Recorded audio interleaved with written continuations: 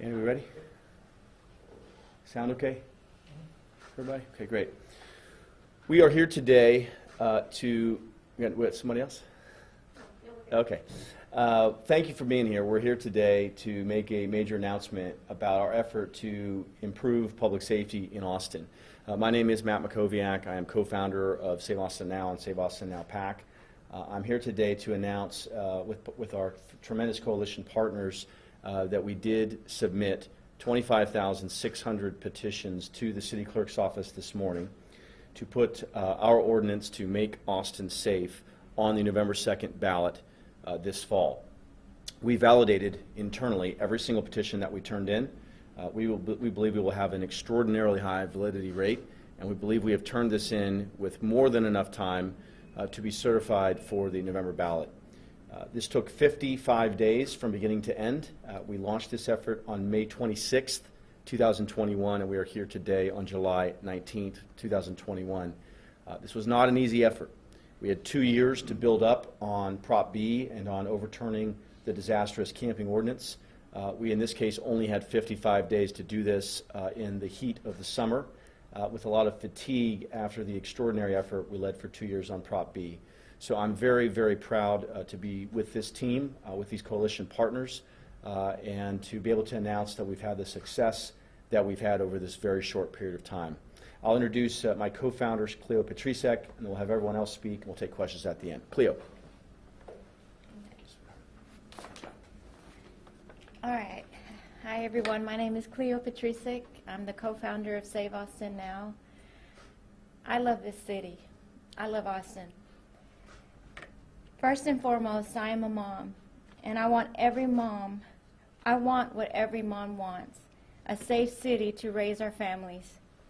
We do not have to tolerate explosions and violent crime and children feeling unsafe, and it is within our power to alter the course of events. For some on the far left, and any mention of crime or people feeling unsafe is characterized as fear-mongering. Do not listen to those loud voices that support chaos and anarchy.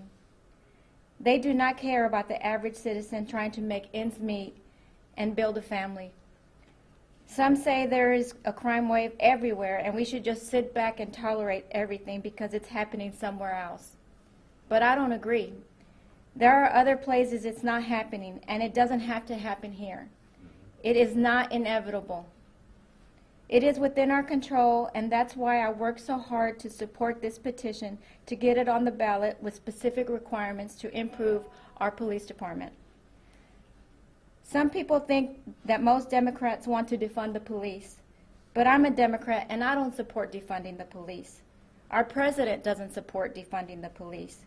In fact, in a press conference himself last month, asked for more police across the country and more funding for police. The vast majority of Americans do not support defunding of the police. The city will say they didn't defund the police, but on August 13, 2020, Greg Casar sent out a celebratory tweet saying the city council reduced Austin's police budget by over $100 million. Greg Casar is a self-identified DSA, Democratic Socialist candidate, or now a councilman. I do not support these extreme leftist policies.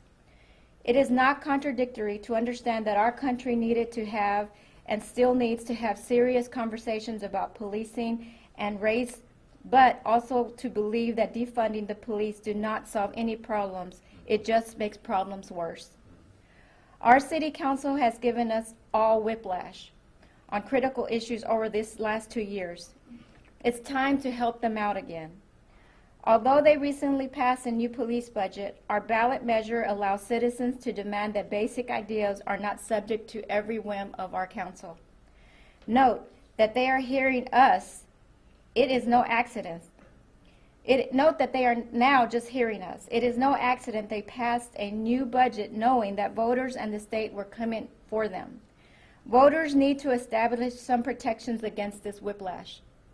We are asking for your support around these significant but simple measures that will improve policing in the city that we all love.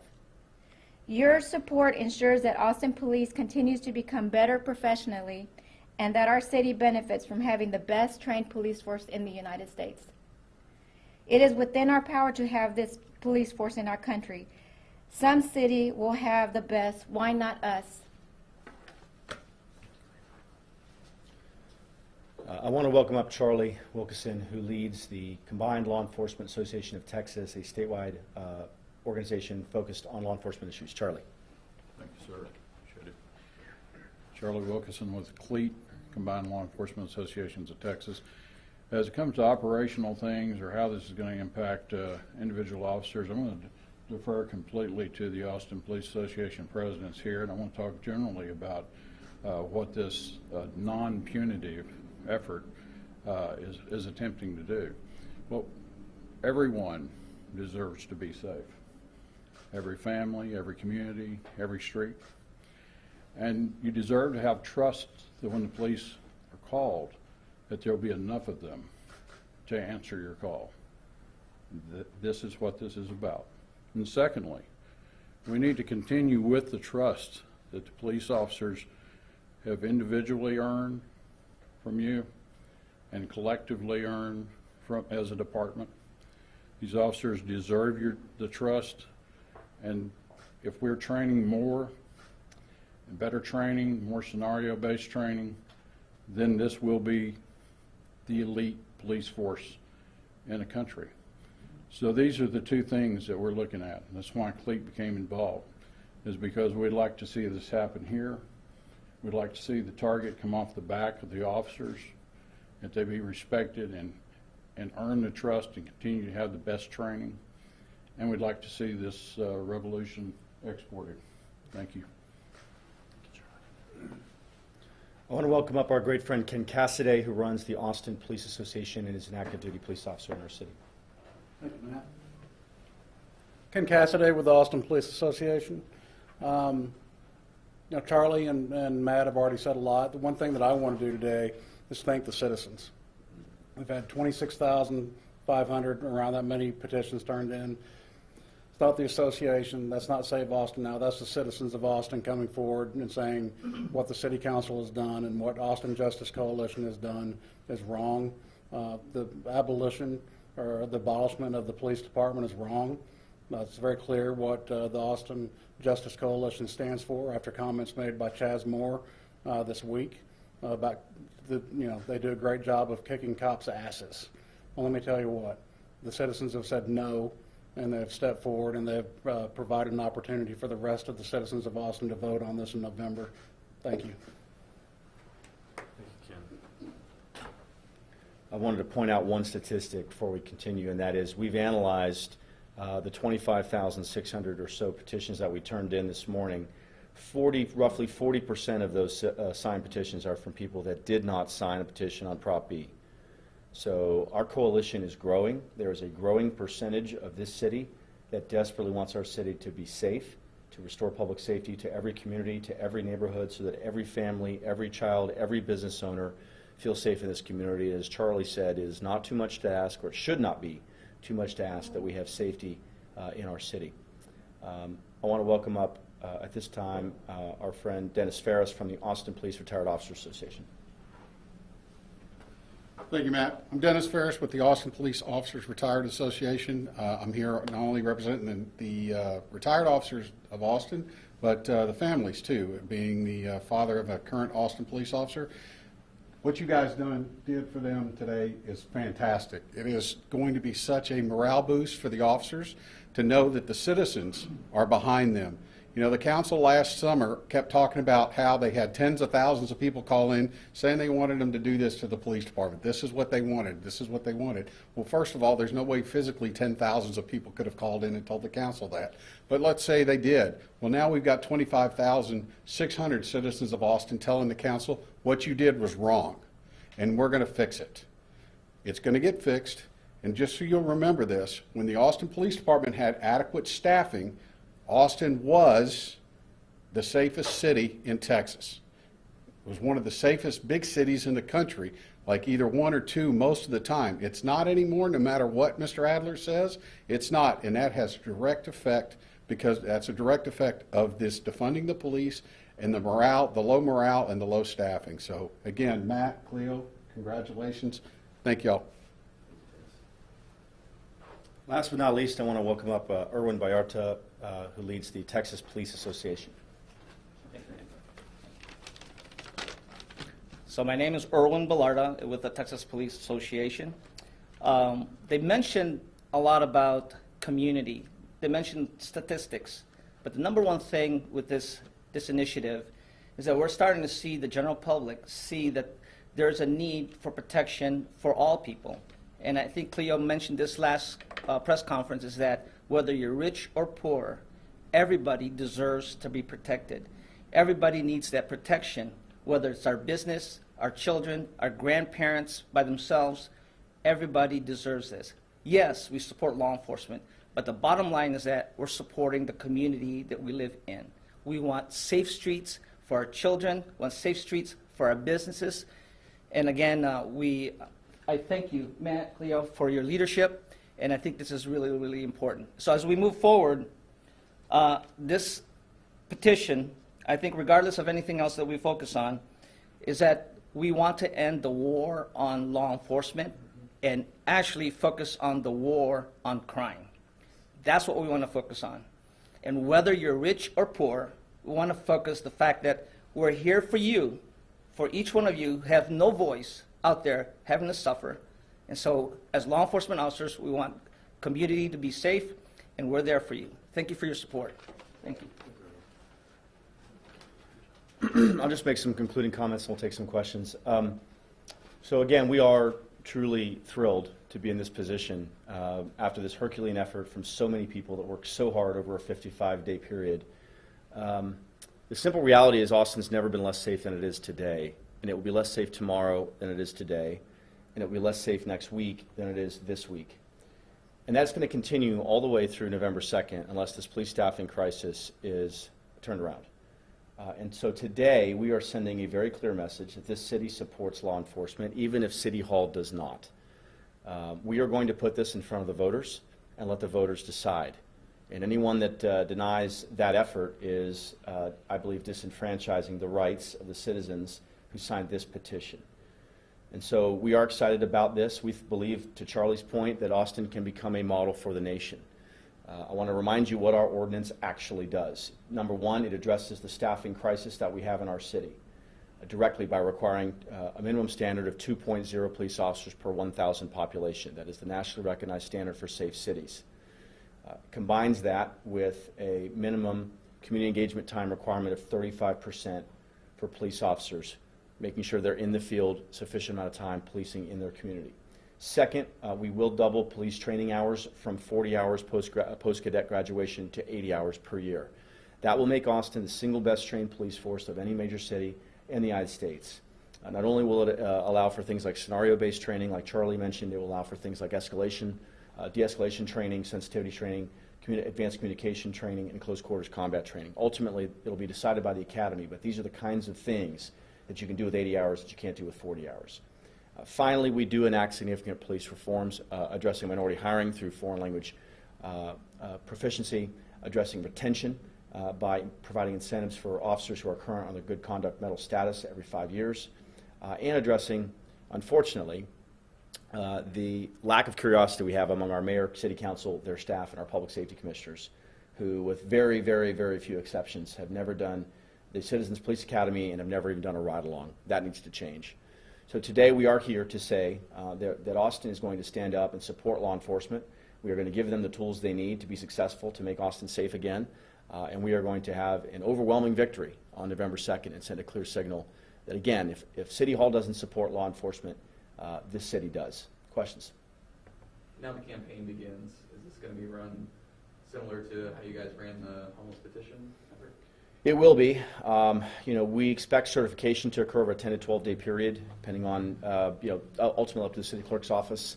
Generally, as I understand it, they hire temporary people to come in and analyze the petitions.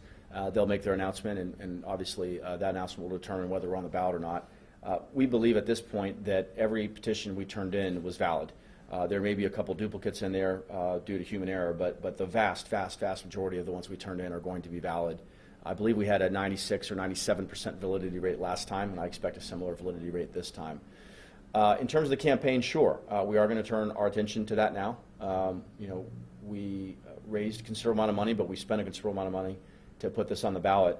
It took an enormous effort to do this in 55 days over the heat of the summer after just coming off Prop B. We spent 2 years to get to that point. 25 days after the Prop B victory, we launched this effort. And so there was a lot of fatigue among our financial supporters, among our volunteers, among our own team. But we worked really hard. We were thrilled to earn the support of so many law enforcement organizations from around the city and around the state. We believe additional organizations are going to support our effort now that we're on the ballot. So we did learn a lot through Prop B. Steve Adler said at South by Southwest that it was going to be very, very close. What's one more thing that he was wrong about? It was not very close. We earned almost 91,000 votes and won 58-42. And it was an overwhelming victory, and so we believe we'll have another overwhelming victory here because the consequences of this defund the police disastrous proposal and situation are becoming more clear every minute of every day. We've had 3 homicides on 6th Street the last 4 weekends, and downtown has never been less safe than it is right now, and it's not just downtown. If you download the Citizen app, you will be shocked at the circumstances that our police are responding to on a hour-by-hour, day-by-day, and week-by-week basis. As Austin Police Association President Ken Cassidy said just a few days ago, 96% of scheduled shifts are not fully staffed. So it is truly unconscionable that we are, as a city, asking our police officers to put their lives on the line, to go in for shifts across our city, but they're doing so in a way that is not fully staffed. When you add to that the fact that we're closing specialized units or decimating them, whether it be sex crimes, boat enforcement, traffic enforcement, anti-gang unit, the list goes on, it's going to make our city less and less and less safe. So we have to fix this mess. Steve Adler and Greg Cassar don't believe they created a mess. They're unable to see that. Right now, 25,600 citizens of Austin have stood up and said, this policy's failed.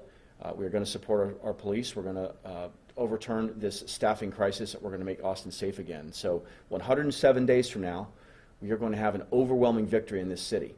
And we invite every single Austinite that wants the city to be safe again to join us by visiting Save Austin Now PAC.com. You can donate, you can volunteer, you can follow our social media accounts. There's lots of ways to get involved, but we need more and more and more people to help us because that's what it's going to take to have the overwhelming victory that we're going to need. Opponents of getting this measure on the ballot would say that they don't see realistically how this would be funded. What's your answer to that? Who kind of, is in charge of figuring out the funding if it does pass? Yeah, so look, the question of funding wasn't really an issue before they defunded. So the money was there then, it can be there again. We know because of House Bill 1900 or because of our momentum, the city did just release a proposed budget that does increase police funding. And that's a positive thing. The problem is it does not adequately address the staffing crisis that we are facing. They moved the 911 call center back in. They moved the DNA crime lab back in.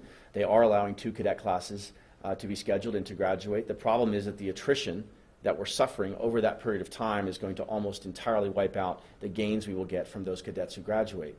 So you either realize and admit that we have an absolute crisis in police staffing, or you don't. And right now, Steve Adler and Greg Cassar and Natasha Harper-Madison and a number of others refuse to see or refuse to admit that gravity exists. And it does. It's a basic math problem that we have. We are 390 officers short of where we should be as a city of our size. We have something like 165 vacancies currently. We're seeing something like 15 officers retire every month, fastest rate in 5 years. The list goes on and on and on. So look, it's a question of priorities. People want to ask, how much does this cost? Where do you find the money? The money was there 2 years ago.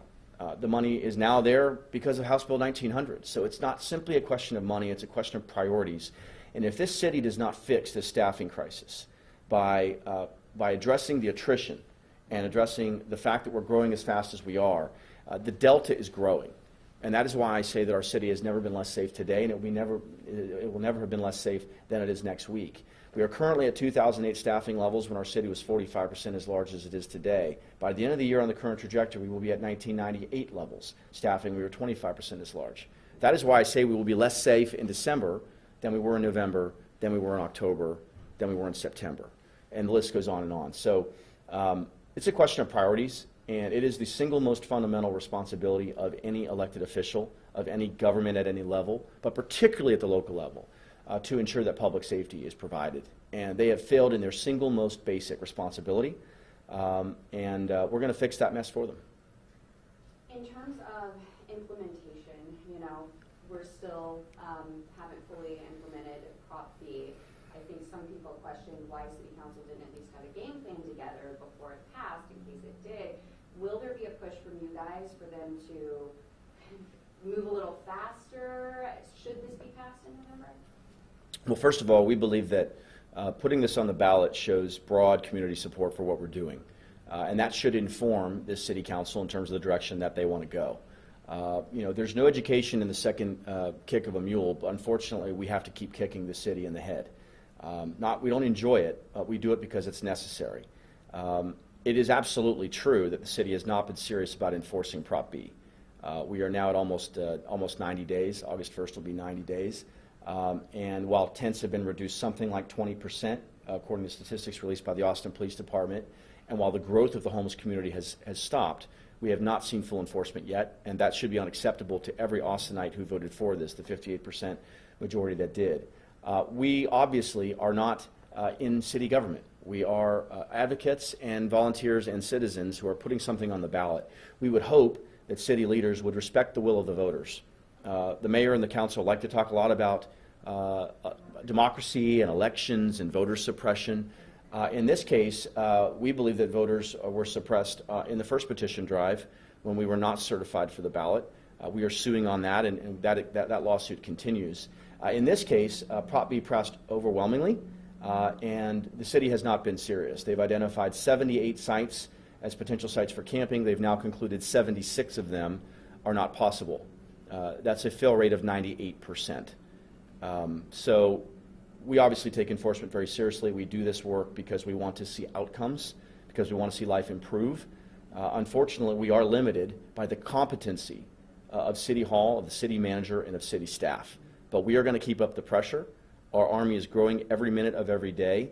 And this petition drive is going to be an enormous organizing opportunity for the city to send a clear and unmistakable signal that we stand on the side of public safety and that we are going to make the city safe again over the express wishes and decisions of city leadership. One last question? Can I ask Yes, one? go right ahead. Somebody else has one? Okay. Do you guys have any estimate numbers-wise, either compared to this year's budget or Cron's proposed increased budget next year, how much more it might cost to up the staffing levels to what this ordinance would do, you know, increase yearly training, those retention bonuses, that kind of thing? Is there any kind of figure on that? Yeah, so I would start by saying, and I don't know if Ken or Charlie want to chime in, please tell me if you do, but what I would say is it's not a question of money. It's, again, a question of priorities.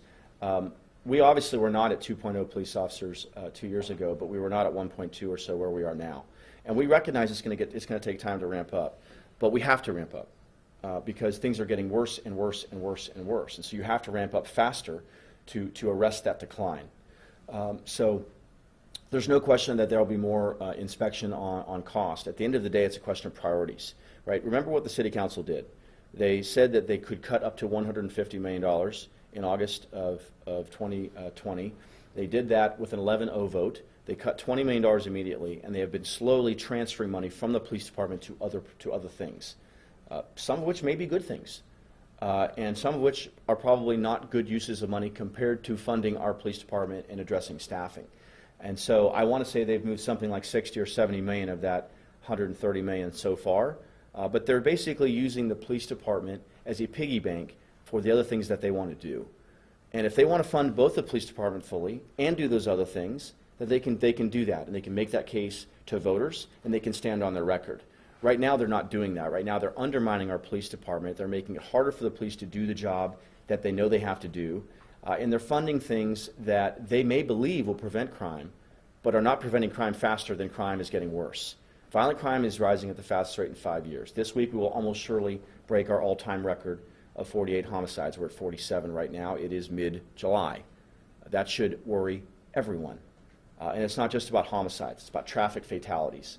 It's about all kinds of other crimes that are rising at the fastest rate in 5 years. So There will be an analysis, obviously, of exactly what this means, but it's always going to be a question of priorities. And what concerns us is that there was really no thoughtful study about the effect on staffing and the effect on violent crime when Defund the Police passed 11-0 last year. So we're not going to take criticism from people who weren't serious on the front end, who created a disaster, who refused to admit the disaster exists, and refuse to be part of the solution now. This is the only serious proposal that will make Austin safe again. So you can either support Defund the Police, which has been a total disaster for Austin, or you can support what we're doing to save our city, to make our city safe again, to ensure adequate staffing, to double police training, and to enact police reforms. Those are the only two choices at this point, and we believe we're going to win that debate and win that argument. Thank you all very much. Sure. Yeah, let's get a group photo. Thank you. Let's get a photo, yeah. Let me see who can take it. Whether or not the misappropriators get to decide. That's right. Whether you're under budget. Come on in, Cleo. All right, back up.